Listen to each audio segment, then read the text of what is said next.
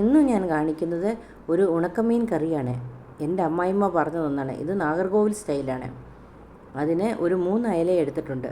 അത് വെള്ളത്തിലേക്കിട്ട് കുറച്ച് നേരം വയ്ക്കുക.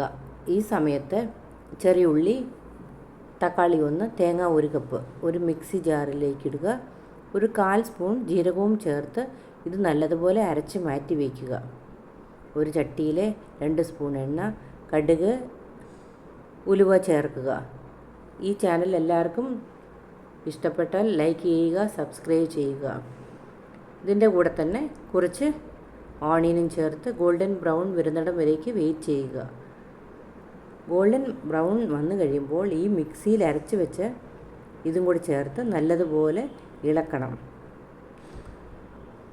ഒരു സ്പൂൺ മുളക് പൊടി, 1.5 സ്പൂൺ മല്ലിപ്പൊടി, ഒരു 1/4 സ്പൂൺ മഞ്ഞൾപ്പൊടി ഇതെല്ലാം ചേർത്ത് പച്ച സ്മെല്ല് പോകുന്നിടം വരേക്ക് നല്ലതുപോലെ ഇളക്കണം.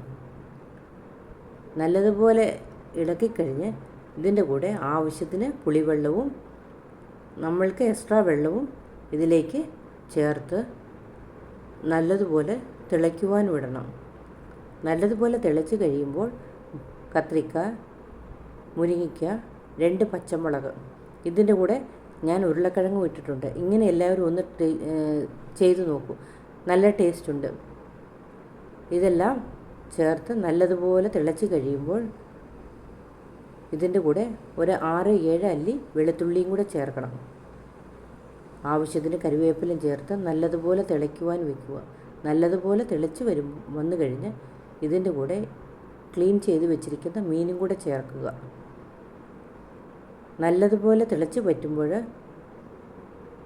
ഇതിന് ആവശ്യത്തിന് കറിവേപ്പിലയും ചേർത്താൽ നല്ല ടേസ്റ്റായിട്ടുള്ള മീൻ കറി റെഡി.